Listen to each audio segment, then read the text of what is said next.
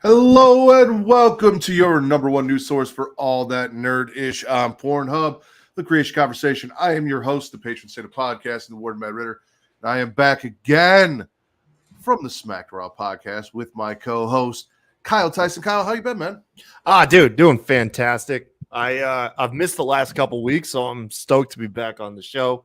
Dude, I am so excited to get into today. Me too. So we talked a little bit before the show about what you've been playing. Yeah. So what's going on with you in Diablo 4? Dude, I am back in love with Blizzard's franchise, Diablo 4. It is surpassed so far all expectations that I had for it. Spoiler, they were pretty low given how terrible Immortal was and bland I felt Diablo 3 was. But no, man, I've been stoked. I haven't been hooked on a game like this in quite some time. You thought Diablo 3 was a little bland, huh? For my taste when I was playing it, yeah. Okay. Because Diablo 3 is what got me into the franchise. Yeah. So I did not play much of Diablo 2 when they re-released it.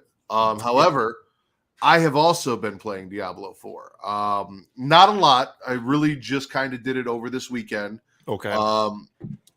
I've got a barbarian that I was playing with my buddy John, who's level 25 right now. And then me and the wife and John and his girlfriend all got on and played up pretty much up to where we could co-op. I think I've got a level 10 druid. That's what I'm playing as a druid right now. Dude, it's so fucking cool. Yeah. Yeah, it's you turn into a werebear or a werewolf if you're a twink. I'm both. So you're both. Yeah. But no, man, I've been enjoying the shit out of it. And a druid. But yeah, no, the barbarian's the one that I actually went in and I looked at quick builds for both the barbarian and druid for leveling and everything like that, and kind of move some stuff around, and I'm working on that. But dude, I've been having a fucking blast. Like, I've still got Jedi Survivor that I need to beat and play. I do like to hit things. I don't like to hit things from far away. I like to get right up in something and just fuck it as hard as I can. That's why I like the barbarian. And same thing with the druid. Like the druid, you get a little bit of magic with the druid, which is fun. Yeah. But the druid, like you said, you turn into a werebear or a werewolf. You really just get in there and start fucking shit up. Yeah, I like the druid because my type of build with him is you kind of combine, at least I do personally, the aspects of a barbarian and a necromancer. Because I always like to, so I summon some wolves to run with me because I like to have some summons, but I also like to do that up close and personal damage, like the barbarian. So that's like my fix, because those are my two favorite classes, barbarian and necromancer. And the druid, you can make a build that just blends them together. See, look at that. I created 3 characters, right? Yeah. Just to start off the game, as I was waiting for like Kate to be ready and everything, I went in there. I made a barbarian, a necromancer, and a druid. Just from what I saw of the druids. I have not done anything with the necromancer yet. Like I said, I played a lot on the barbarian so far. Me and John, a little bit with the druid. And I'm excited about playing more with the druid. It's just, that's kind of the character that I made for me and my wife to play together. So it's like after the baby's asleep, when we have time, can sit down and do it. We're not doing other shit. By the way, hi to Will and hi to Travis. I have a feeling that this is going to fuck everything up because like I wanted to finish Jedi Survivor. I have not touched Jedi Survivor since I started playing Diablo 4. It has that classic Blizzard hook where they're really good whenever they execute it right, to get that feeling of like just one more mission, just one more level, just one more dungeon run. Like they know how to just get that one extra out of you every time. And I literally am so hooked to it. Over here on the East Coast, it released at 7 p.m. on Thursday. So a day ahead of launch, just because the time zones, and I've been on it ever since. I'm almost level 20 at this point. I played as much as I can, factoring work and the kids and stuff. Yeah. Well, the cool thing about it too, Travis and I were talking about it, is it's cross-platform. So that means that once Travis breaks down and buys the game, because I know he's going to, him and I can play together. If we're on together and I get your BattleNet ID, because I don't know what the fuck mine is, I'm gonna be honest with you. We can hop on and play together and run some shit. I've got John, his girlfriend Caroline, and then me and my wife. So yeah, no, I've got a lot of options. And so my wife made a rogue. I know John was playing as a sorcerer, Caroline was playing as a necromancer. Then I had the druid, so we were running a 4-person party of rogue, sorcerer, necromancer, druid. John and I were running yesterday, his sorcerer and my barbarian. And then I got to figure out what I'm going to do with that necromancer. So it's been a blast. Speaking of the crossplay, it kind of fucked my little brother a little bit here because I was coming off of playing the remake of Diablo 2, and that did not support crossplay. And I didn't do the research, and I just assumed that this one wasn't going to either. So I was going to buy it for both my PC and my PS5, which we do the console sharing. He would have got the copy for free. But then once I did the digging and realized it wasn't crossplay, I was like, well, I don't need to buy it a second time on my PS5. And now my brother has to foot the bill, and he's going to have to buy it for himself because he was going to get a free copy until I learned about the crossplay feature. So that was a unfortunate thing that we discovered for him, at least. Yeah, Saturday I initially had some trouble getting in, and there was a note on there saying that they were having problems with the servers and things like that, and we were having some issues, but we got it all straightened out. Also, I like that it gave me a copy for my Xbox One as well as my Xbox Series X. So I think the plan going forward, so that we can all talk, is I'm going to move the Xbox One in here, or the Xbox Series X in here with my PS5. There you go. I'll play it here and let Kate play out there on that console. And then because we were doing it, but the way Xbox works is if you're in the same room in a party, she can hear everything, but it'll only let one of us talk. The feedback and all of that. Yeah. Yeah. So this way we won't have that issue. So that might be the plan going forward. Anything else you've been playing? Or because I knew you were doing Diablo because I saw you streaming Diablo. Trying to get it testing. Yeah. Today, tomorrow, one of these days, I'm going to have a much longer stream now that I got it up and going.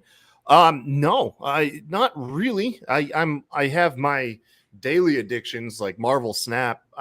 I can't go a day without diving into that for about a half hour. And then the same thing with Rocket League. I actually, yours truly forgot that you're in Central Time. So I got everything all set up for noon, and then remembered that I had another hour to kill. So I was actually just finishing up playing Rocket League. I was doing some threes over there. But no, Diablo's really it for me, man. Like that's it. And I love that. Another thing about it too is that the demand for PC players isn't that high, because I have a work laptop, which I carry around a lot more than my gaming laptop. And even though that's not built for gaming, I can still run it on low settings with no problem. So it's very accessible. I wouldn't be surprised to see it streaming on Switch at some point too. Travis loves him some Marvel Snap as well. Oh, dude, it's the closest thing to drugs for me.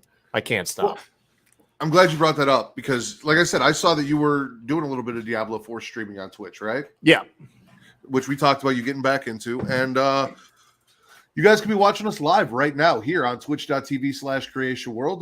Where can they find you over on Twitch if they want to check you out streaming? Twitch.tv/Smacked Raw.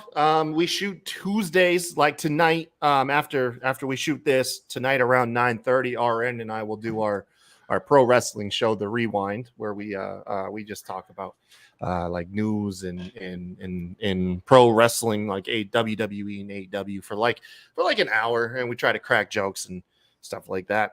But yeah, twitch.tv/Smacked Raw, and then I'll be streaming Diablo very like consistently, like sporadically throughout the week, but consistently on Friday nights around same time, about 9 o'clock or so. There you go. And once you get tired of watching Kyle get his ass kicked, you can come check out us on both twitch.tv and youtube.com on Friday nights at 11 p.m. Central, midnight Eastern. where we are doing Smacking It Raw. But everything Creatia World can be found at both youtube.com/Creatia World and twitch.tv/Creatia World. If you're on Twitch, you have Amazon Prime, you've got Prime Gaming. You can link your Amazon Prime Gaming account to your Twitch account. You get a free sub every month that you can throw to your favorite Twitch streamer, which should be me because I'm fantastic. But if it's not me, anyone that has qualified for subs, you can throw them a sub. It costs you absolutely nothing. It supports the Twitch community, these creators who are working hard to bring you content like us, and takes a little money out of Amazon's pocket, which I think they get enough from all of us, so why not get a little back to somebody? YouTube, it's free to do all of that stuff. You can like, you can subscribe, you can flick the little bean up top. We love bean flicking here, and notify yourself whenever we go live, so you don't miss a single thing that we bring you, whether it's Creatia Conversation, Smacking It Raw, Getting Offed, or any of the other content that we have coming. Kyle, I think it's time. Yes, sir. Get into some, if I can find the banner here, should be right at the top. Newsy time. Yes, sir. Newsy time. We're already talking about it, so let's kick it off with Diablo. Comicbook.com's Logan Moore dropped an article that Diablo 4 already has 2 expansions in development, and the game is already fucking huge. So that's crazy. Looking at the map and the things that I've done so far, and thinking that we're getting 2 expansions to what's already out there, even though I haven't really gotten that deep into the game yet, is fucking insane. So Diablo 4 hasn't even reached its formal launch date yet, but those at Blizzard Entertainment have already confirmed that 2 post-release expansions are already in the works. At the end of this past week, Diablo 4 finally went live in its early access form and has been met with much praise from players like Kyle and I. And while the game is already quite expensive on its own, Blizzard now said to be working on new content that will come to Diablo 4 much further down the road. In the new conversation with Kinda Funny XCast, Diablo 4 boss Rod Ferguson broadly detailed the future plans that are in store for the game. Even though Diablo 4 properly launches this week, Ferguson said that the team at Blizzard has already had its focus on what comes next. To that end, there are plans at this moment internally for 2 expansions of Diablo 4 in addition to the game's second season. Ferguson didn't share any specifics about what this upcoming slate of content might look like, but to know that it's coming whatsoever is news to fans. We have to build things in parallel right now. As I sit here, we are about to launch the main game. We're finishing up season 1. We're working on season 2. We're working on expansion 1. We're kicking off expansion 2. All that's happening right now. We haven't even launched the game yet. In a general sense, it's not surprising to know that Diablo 4 would receive post-launch expansions, as Blizzard has already made clear that it intends to support the title for years to come. Still, for those that wanted a bit more clarity about where Diablo 4 will be heading, it's good to know that 2 major expansions and perhaps more will arrive eventually. So yeah, I've heard rumors that they want to make this kind of like a I guess like a PUBG or Fortnite, where they give you expansions and content. It's something that you can play. Games on like service.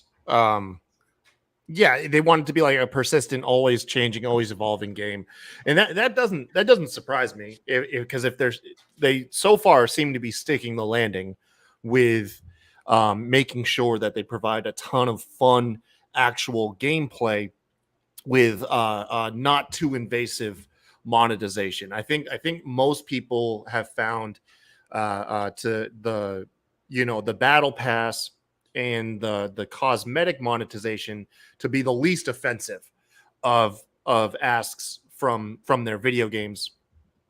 So with that being said, I think Blizzard is just right now, because things will change. Like games like this can always shift, but it really seems like they're sticking the landing between the 2 of those, and they're not being overly offensive with the monetization, because it was the complete opposite with the shit show that's Diablo Immortal, one of the worst conceived games to ever come out.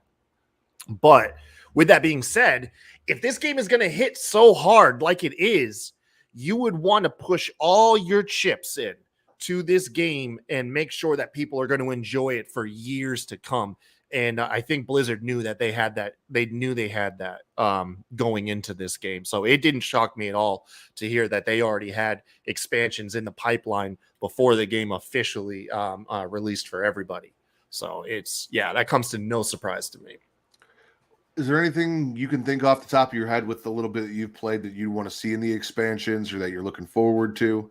Just variety, man. Variety is the spice of life. More classes. So far, I haven't gotten too far into the story. I've kind of just been grinding around in the low level stuff. But I mean, variety in the classes. I haven't had the end game spoiled for me yet, but I heard that it kind of leaves room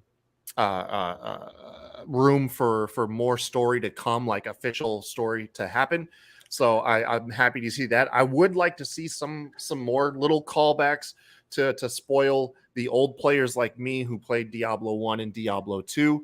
I'm always a sucker for little Easter eggs and callbacks, whether we get to see like an old town like Tristram again or anything else for that matter. Another compliment is they paid way more respect to Deckard Cain in the lore video to catch you up this time around. Most Diablo fans, when Diablo 3 came out, who played the first two, were absolutely offended with how they killed off like one of the most like beloved characters. They treated him like an afterthought, and so it's almost like the developers knew how those long-term fans felt about that, and it was nice that the lore kind of paid a lot more respect to that character this time around. So yeah, that's about it.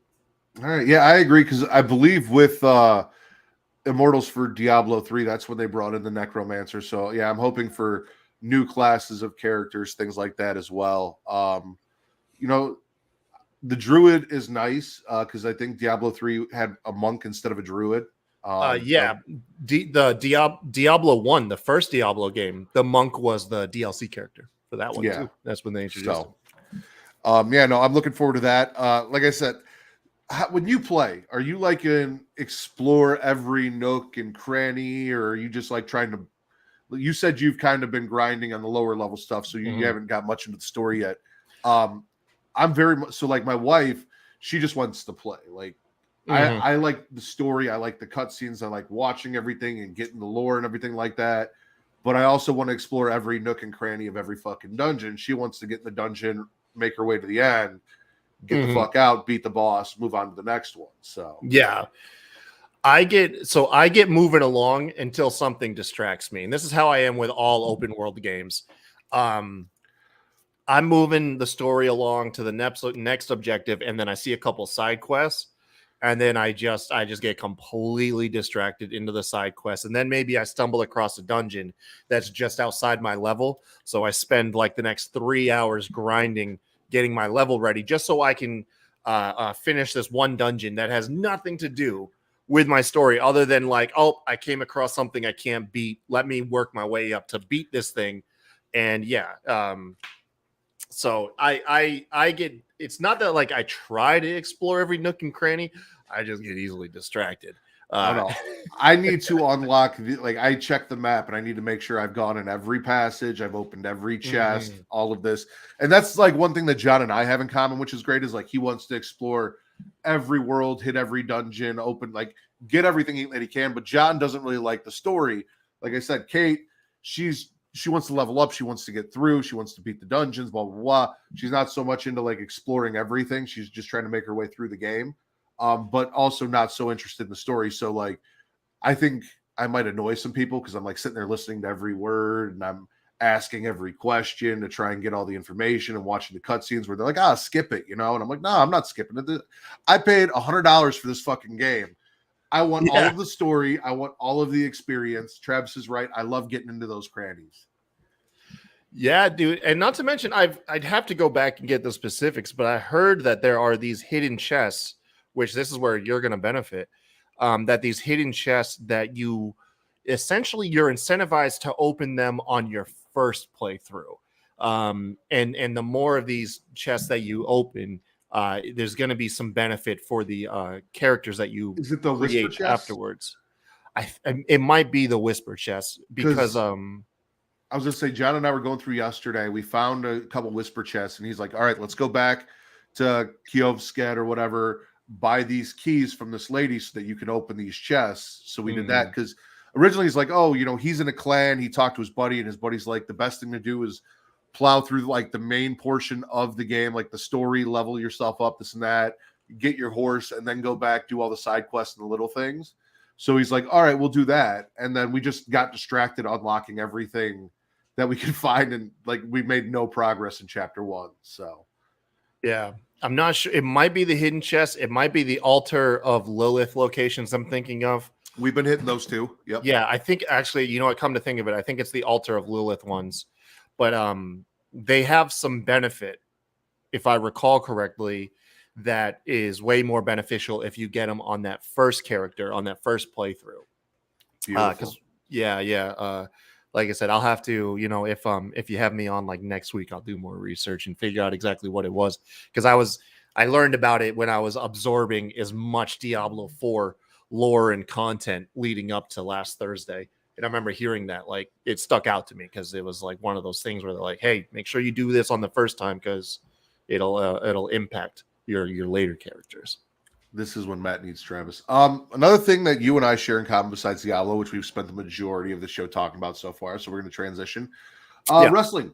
And WWE announced their multi-year partnership deal with Twitch, allowing wrestlers to stream on Twitch. This has been for years a back and forth controversy where they were letting them do it, but they wanted to, it was a monetization thing. And if people were streaming on Twitch without,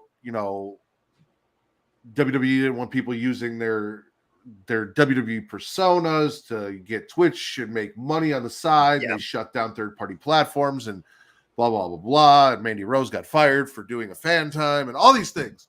So according to Wrestling Inc., WWE announced their multi-year partnership deal with the streaming platform Twitch. This is by Nick Miller.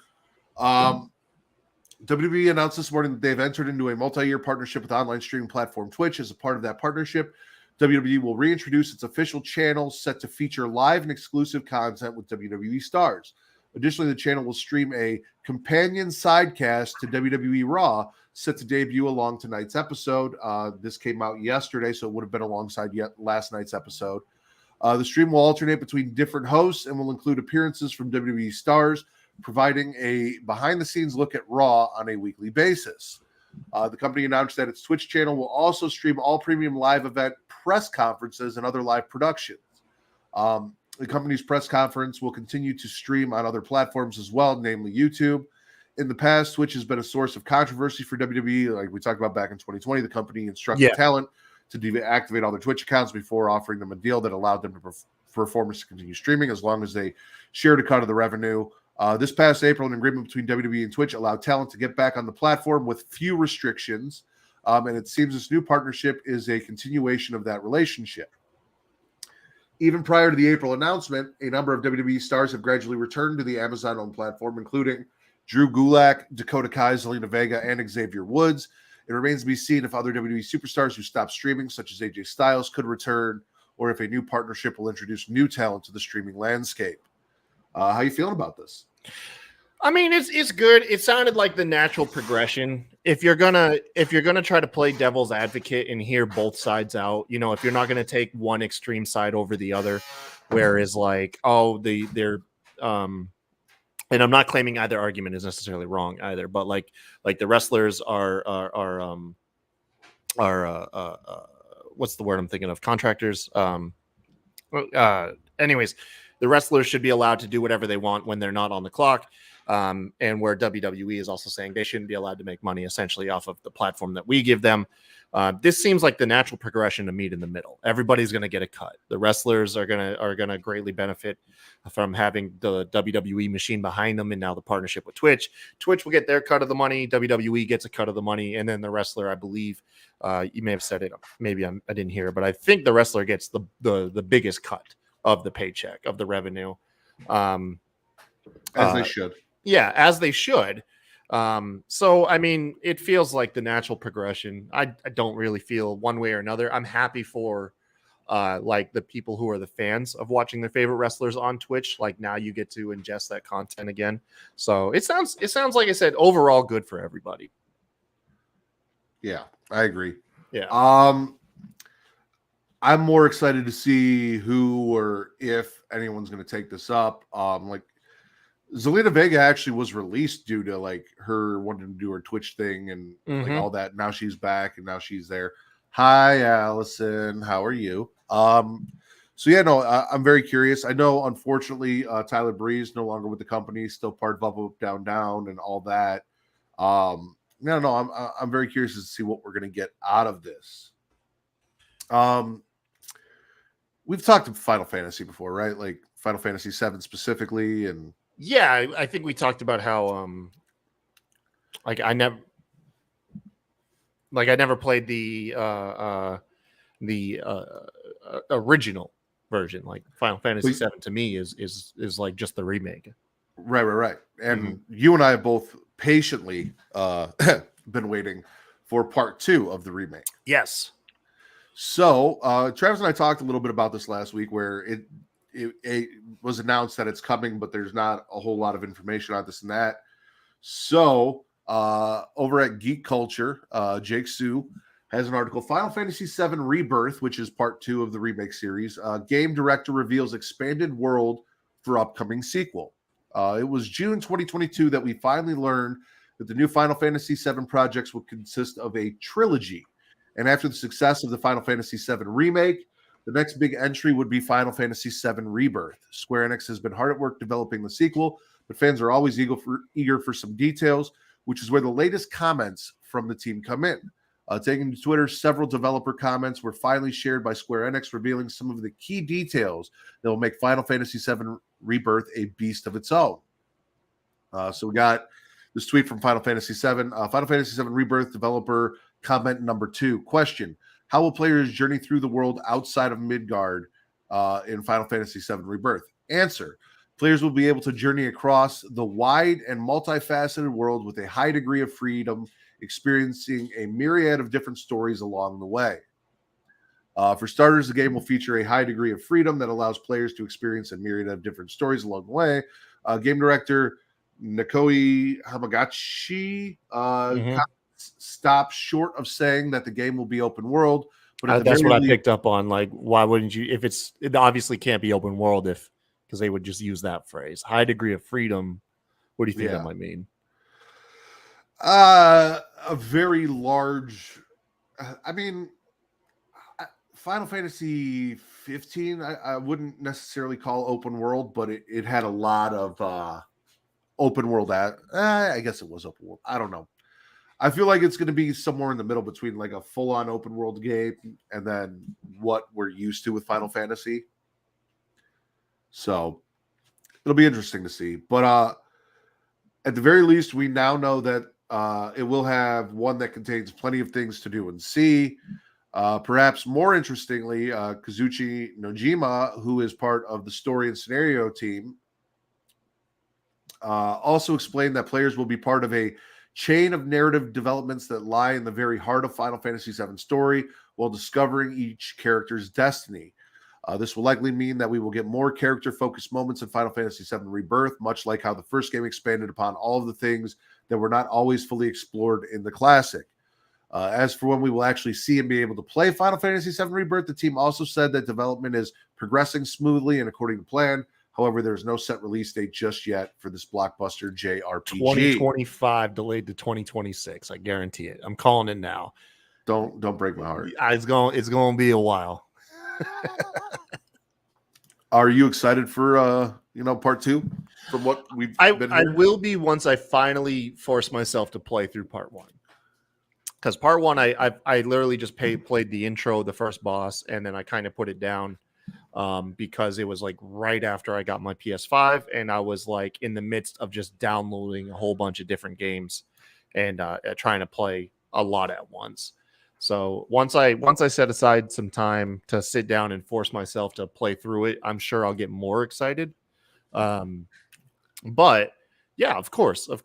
From everything that I've heard, a lot of people are very satisfied with the remake, and itching for more content to come. So yeah, of course, I'm happy for it.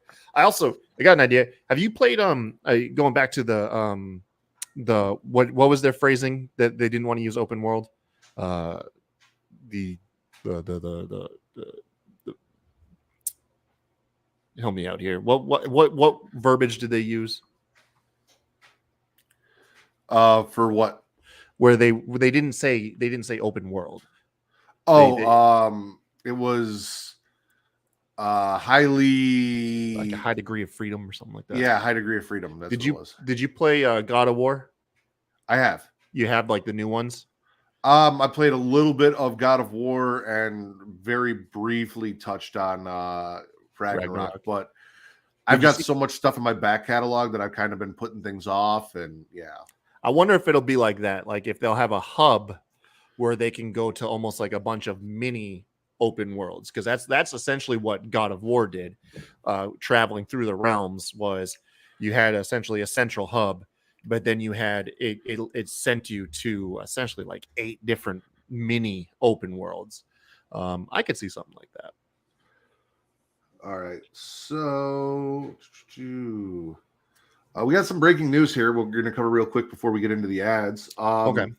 So the SAG AFTRA strike, apparently the members' vote to approve the strike was approved with a 97.91 in favor of the strike. So this is an actors' strike for film and television. Yeah. More than a month after the Writers Guild of America went on strike, the Screen Actors Guild, American Federation of Television and Radio Artists, announced that it could very well be joining the picket line next. And they have now voted within the last 15 or 20 minutes to approve the strike. Members voted in favor of going on strike should they not reach an agreement with the Alliance of Motion Picture and Television Producers before their contract expires on June 30th. The Guild, which represents over 160,000 actors, broadcast journalists, stunt performers, and hosts, is demanding fair pay from streaming platforms, high-profile studios, and production companies. Together, we lock elbows, and in unity, we build a new contract that honors our contributions in this remarkable industry, reflects the new digital and streaming business model, and brings all our concerns for protection and benefits into the now. Bravo, SAG AFTRA, we are in it to win it, said the president, Fran Drescher. Wait, really? Really? Like the nanny? That unless there's another Fran Drescher out there, that is what I'm going to believe. She is the president of SAG AFTRA. Should SAG AFTRA and AMPTP not reach an agreement, which is the American Motion Picture, the strike would become the first actors walkout in 23 years and delay production on a whole slate of upcoming film and television shows, many of which have already been put on pause due to the writers' strike. Yeah, it does say the last time they went on strike was in 2000 over commercials contracts. Mm-hmm. And again, the members voted to approve the strike almost unanimously. Yeah. So that is going to be crazy. That will also, let's see. Travis said I had no idea. That's the real breaking news. Fran Drescher, head of SAG, is the real breaking news. It's crazy. But it will also give me a lot more time to get caught up on Jedi Survivor and Diablo if there's nothing to watch in the next year or so because everything's put on pause. So there's that. But we talk about all the time. Content creators, writers, actors, these studios take advantage of things like streaming platforms where they're selling rights to shows and then they're keeping all of the money from those rights. Whereas in the past, when, something would go into syndication, the actors would get money for the, the replay value of their episodes and everything like that. Every time a show goes on, they're supposed to get a check, for whatever. And, now we're in a whole new streaming platform era where none of that's clear and concise. And it looks like they're they're going to strike so that they get it all straightened out and they get paid fairly for their contributions. Well, if we know anything about like major corporations and essentially these giant rich entities, is that if they can get away with not paying a fair wage to increase their profits, they absolutely will. Like gone are the days of everybody looking out for everyone else. You have to does have to come to shove with a lot of this stuff. It just reminds me of what Dave Chappelle did, which was monumentous, where he got the rights to his name, and he got Netflix to agree to take down his stuff until they paid him his fair wage using his name and his content, and it just sounds like, Dave Chappelle walked so the writers can run, essentially. I agree.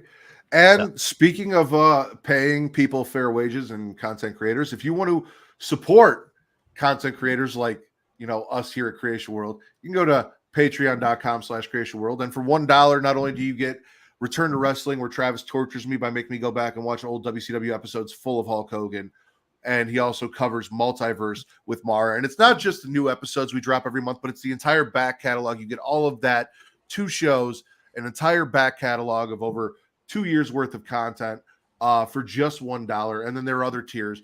We also have ad-free versions of this show that you will get there, where you don't have to sit through and listen to the ads. But here live, not only are you going to have to sit through and listen to the ads, but you should go check out our sponsors, support them, and then through that support us as well, because they are supporting us.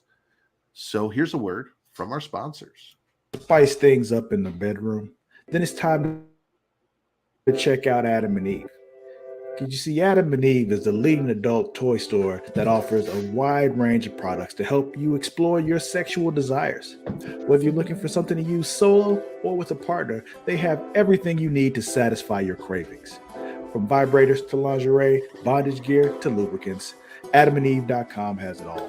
And the best part, you can shop with confidence, knowing that all their products are of high quality and backed by a 100% satisfaction guarantee. That means whether you bought a dildo, sex swing, penis ring, vibrator, anal sex toy, bondage toy, couples toy, lube, or accessory, you can get a refund within 90 days if you're not 100% satisfied. No questions asked. And right now, as a special offer to our listeners, Adam and Eve is giving you 50% off almost any item on their website. That's right, 50% off. And if you act now, you'll also get free shipping. So go to adamandeve.creatiaworld.com and use the offer code erotica at checkout. That's erotica at adamandeve.creatiaworld.com for 50% off almost any item and free shipping. Don't wait. This offer won't last very long. The link is in the description. Attention, dog lovers. Are you looking for high quality products to spoil your furry friend? Then you need to check out dog.com. Because you see, dog.com is the go-to online store for all your dog-related needs. They offer a huge selection of dog food, treats, beds, and more. Plus, they have products for all types of dogs, from puppies to seniors and everything in between. And the best part, you can shop with confidence knowing that all their products are made with your dog's health and happiness in mind. Dog.com only stocks top-rated brands that you can trust, so you can rest easy knowing your dog is getting the best. And right now, as a special offer to our listeners, Dog.com is doing a big warehouse clearance sale. And all you have to do is go to dog.creatiaworld.com and you can get up to 80% off on all sorts of items like toys, treats, bones, harnesses, bowls, leashes, and anything else you can think of. So go to dog.creatiaworld.com and take advantage of this sale right now. Spoil your furry friend with the best products from dog.creatiaworld.com today. Link is in the description. Are you tired of feeling sluggish and unfocused throughout the day? Then it's time to try Dubby, the ultimate energy source. Dubby is a powerful, clean energy drink that is designed to help you stay alert and focused no matter what life throws your way. Whether you're a student, a busy professional, an athlete, or especially a gamer, Dubby can give you the boost you need to take on the day or the night. It also contains important aminos and vitamins that canned energy drinks simply don't have. And the best part, W is made with high quality ingredients and is completely sugar-free, maltodextrin-free, and is keto-friendly. So you can enjoy the energy boost without any of the crash, jitters, or angst that comes with traditional energy drinks. Simply mix W with water and you'll have a delicious, refreshing energy drink that can help you power through your entire day. And with a variety of flavors to choose from, including Galaxy Grenade, Beach and Peach, and Dragonade, you're sure to find one that you love. So go to w.creationworld.com and order your W today. And for a limited time, use code Creatia at checkout to get 10% off your order. That's Creatia at w.creationworld.com for 10% off. Try W today and feel the difference. And we're back. You want to talk witches or Barbie first? Let's talk. I want to end on a positive note, so let's get the witches out of the way. Are you not a fan of Hocus Pocus? No, and let me tell you why. It's actually just like, I don't know. It's because, well, I haven't watched the second one, and my wife has, and she tells me that it's good and everything. But I'm just like, dude, I'm 35. I'm not really into watching like kids movies, and when I have a kids movie, I hate Sarah Jessica Parker. Mainly, so this is like really my thought process on it is a sequel can't recreate nostalgia for me too much. I don't think so. And also I can't view that movie with the same child eyes that I had as a kid. So I'm going to be, and I'm going to be watching this movie as an adult, and it's not going to hit the same for me. And so with that, like, I kind of, because I love the original, like as a kid, it's an awesome kids movie.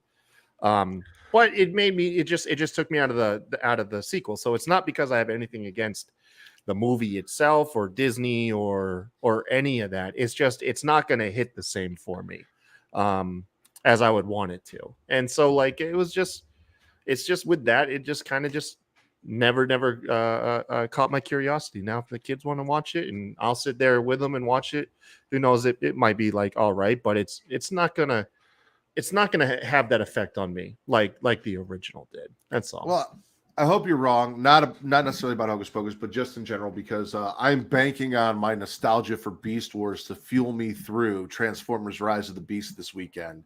I have been so excited for it because I grew up on Beast Wars. I also grew up on Hocus Pocus. It is still a movie that we watch every Halloween and have been watching every Halloween for a very long time.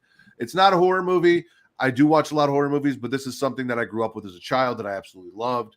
That, you know, me, my mom, my dad, my sister, now Kate, since we've been married, if we can get together on Halloween, we try and sit down and watch as a family because it's something that we all grew up with. Hocus Pocus 2 wasn't great. It wasn't terrible. It wasn't god-awful, but it wasn't great. So I don't know, especially for how long they took to make it. Hocus Pocus 2, I'm kind of surprised Hocus Pocus 3 is like already coming out. But comicbook.com's Charlie Ridgely, Hocus Pocus 3 confirmed by Disney boss. So Disney's Hocus Pocus spent nearly 30 years growing into a Halloween classic. The box office returns when the film was released didn't immediately make Hocus Pocus a success.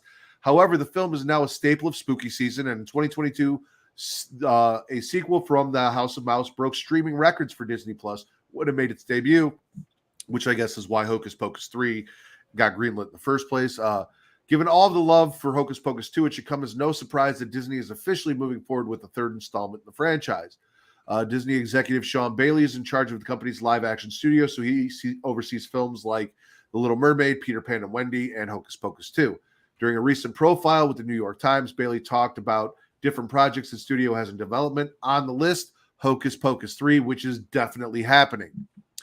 There are no other details regarding Hocus Pocus 3 at the moment, other than the fact that it's actually moving forward. One would have to assume that another Hocus Pocus movie would obviously star the trio of Bette Midler, Sarah Jessica Parker, who Kyle hates, and Kathy Najimy. When asked about the third installment by E! News earlier this year, Midler said she was not sure if it was happening or not. In addition to the original trio of witches, Hocus Pocus 2 also features the return of Billy Butcherson, once played by Doug Jones. And then it just kind of goes on to talk more about it. But you said not excited for it. I think I only watched Hocus Pocus 2 once. I might have to give it another sit down. There were some things in it that I really enjoyed. But I agree, it didn't really get all of the nostalgia feels for me to where I was like, this is great, I love this, blah, blah, blah, blah. One movie that did do that for me was 2018's Halloween. It felt like it hit all of the right original Halloween tones that really got me back into the franchise until Halloween ends. But I'm going to watch it, especially Zoe at 2.5 going on 3, just a little over 2.5 now. Grows and gets more into things as the days go on. Every day it's like she's filling out sentences better than before and having real conversations and knows what she wants to watch and what she wants to see. So Kyle, you ordered you some W. We appreciate that. We getting her hooked into these things that I liked as a child and watching her watch them for the first time is one of the best parts about being a parent. So if she likes it and she wants 2 and 3, like you said, I'll sit down and watch them with her. Hopefully, some of the stuff that didn't hit so well, at least for me in Hocus Pocus 2, they take note of, and we'll see what they do in 3. But I'm in on it for now. We'll see. Yeah, like I said, I allow myself to be entertained. So, it's going to be very difficult for you to ever get like, oh, I hate this idea. The most negative aspect I can say is like, I could care less. Like, and that's just truth to me. It is. I don't know, Travis. I just wanted to support you guys. So I just grabbed the first bottle. I think it was peach. I think I grabbed some. I was going to say, you strike me as a beach and peach kind of guy. Yeah. Well, normally I do the dragon fruit, but I just finished my dragon fruit Red Bulls. So I just need to change up the flavor. And not to mention peach is kind of on brand, I think, for smacking it raw, since it represents the butt.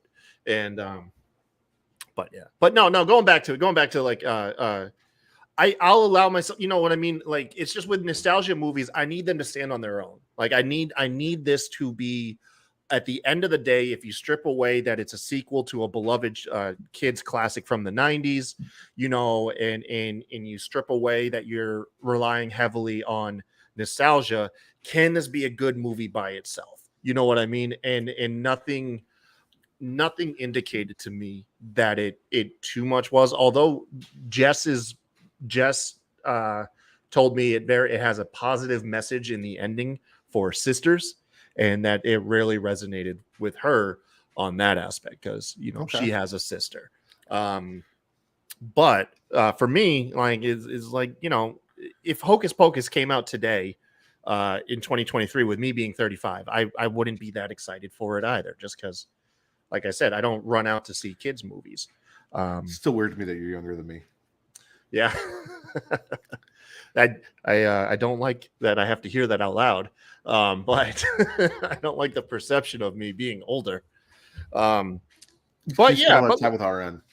Yeah, maybe. But like I said, where I give it everything a chance is I have kids, and when my kids want to watch movies, I will sit down and watch them with them, and who knows, maybe I'll like it. You gonna sit down and watch the Barbie movie with your kids? Fuck yes, dude. I'm gonna watch the Barbie movie. So this comes from. Oh, go ahead. I'm sorry. No, go ahead. I was gonna say this comes from CBS News' Caitlin O'Kane. Apparently, the Barbie movie used so much pink paint it caused a shortage. Real news from CBS.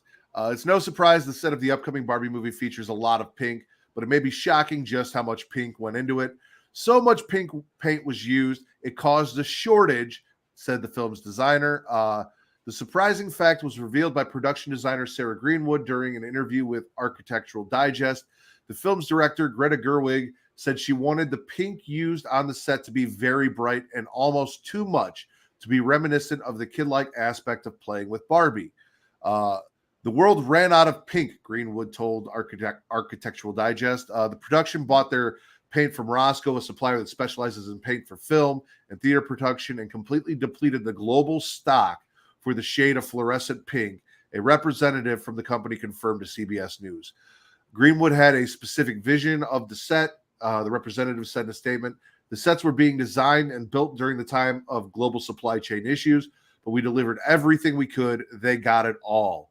Unfortunately, for anyone who wants to give their home a Barbie makeover, fluorescent pink is back in, or fortunately for anyone who wants to give their home a Barbie makeover, fluorescent pink is now back in stock, but was not there because they depleted the entire world Oh my God. of fluorescent pink This is to gonna make be this movie. A pink ass movie, man. I'm stoked for this movie. I have nothing to go by like to support this theory, but I feel like there's going to be nods to like adult humor, like a lot of like winks to the parents that are watching. God, I hope so. Yeah, that's my thing. Is I feel like they're gonna go ahead and throw a couple softballs out in some of the jokes that only parents will get. So that's what I'm looking forward to. And then also, I'm a big fan of Ryan Gosling. He oddly delivers in pretty much any role that you put. You look like a big Ryan Gosling fan. Like, I'm surprised there's not like a Ryan Gosling poster behind you with the Jay Briscoe and the Macho Man and the Brody Lee. So a stupid fact, which no one will ever buy, that has met me in the last 15 years. People used to say I looked like Ryan Gosling when I was like 100 pounds lighter and almost 20 years younger. Yeah, so. Like I said, no one will buy it because nowadays I look more like Will Sasso from Mad TV. But back in the day, yours truly was a little bit better looking, and he was the celebrity that I got compared to at times. Interesting. I was just watching some old Will Sasso doing like The Rock and Stone Cold on Mad TV, so it's funny you brought Same him here. Up. Yeah, because he was on what's his name's podcast recently. Fuck, dude. God, why can I never think of anything on the spot? This is such a terrible trait for my brain. God, I can't think of his name. Dude, just the famous interview. He just turned 40, and he interviews like every wrestler out there. Chris Van Vliet. Chris Van Vliet. Yes, he was on Chris Van Vliet in the last couple months.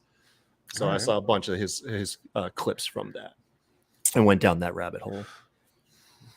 Apparently, I was gonna say just on Will Sasso. Apparently, that famous clip of where he imitated Stone Cold in the What chant and all that. I guess there was like another like 5 to 10 minutes of content that they edited out of SmackDown that didn't make it to air. Really? Because that's back when they shot on Tuesday and aired on Thursday. But he's like, yeah, what you saw on TV is missing like somewhere between like 5 and 10 minutes of him like insulting his family and kids and a whole bunch of other shit. Wow. Yeah. I really wish we could get that footage. That'd be fantastic. Yeah, me too.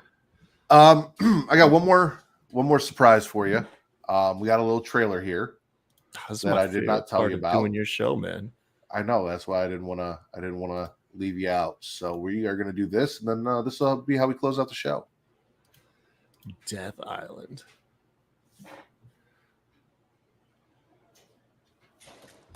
After all she's been through, trying to make up for what happened to her. You mean how Wesker brainwashed her and made her come after us? No one's blaming Jill for that. No one. Except Jill.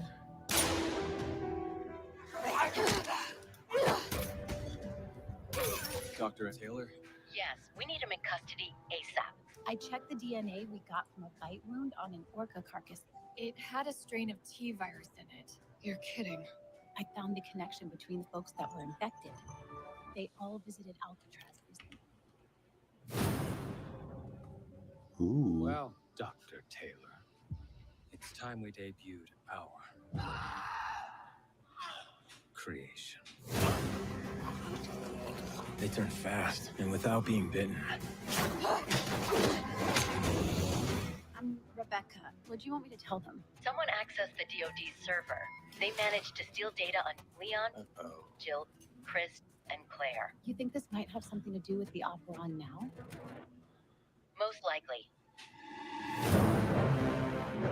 I'm going to use my virus to clean the slate.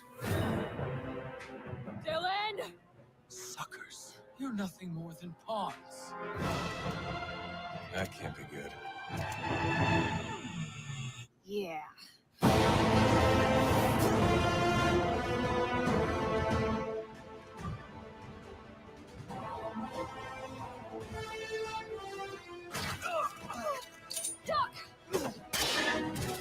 Excuse me.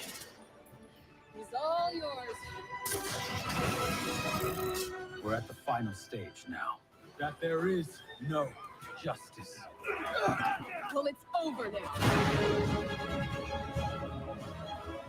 Time to light you up. Let's do it, all of us.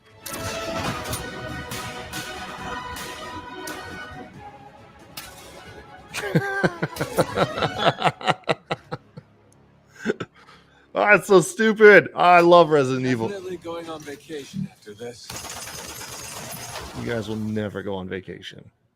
Is it just me, or I feel like they took aspects of the Fast and the Furious? With Fast and the Furious, it's just, let's just go over the top. Resident Evil's always been on that scale anyways, with at least with their animated movies and their motion pictures, their live action are always like so crazy out there. That reminds me of I don't know if you ever played it. It's one of their side series, but Revelations, Resident Evil Revelations, which is I didn't play the first one. I played the second one though. It's really good. It kind of reminds me tone wise of that game. But Right. no, that was Sharks. good. Have you watched any of the Resident Evil animated movies? There's like a million of them. Some of them, not all of them. I've watched every Resident Evil live action film that's come out, including the new one. Man. I feel like I have. Man, it really feels like the live action Resident Evils were like the precursor to what Fast and Furious became. If you think about it, they just became much more absurd and stupid and kind of in on the joke, and they just never took to mainstream pop culture like Fast did. I can see that. I don't know. The game looks cool as shit. I'm all for zombie sharks and Resident Evil on Alcatraz. So it looks fun. Yeah, that looks like it's going to be a fun watch. I'll definitely check it out whenever it comes out, man. I like their movies, their animated movies. Right. Well, quick, gun to your head. Who's your favorite Resident Evil character? Game or movie? Game or movie?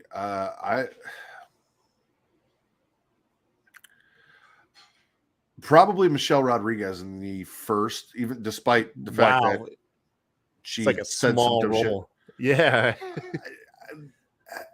I really liked that first Resident Evil movie, and I really liked her in that, especially as like she's starting to turn and become a zombie and everything like that. And I really love that first one. Like I know most people would be like, but Mila Jovovich, or Yeah, Mila is she's good. My favorite is Claire Redfield, who's always been my favorite character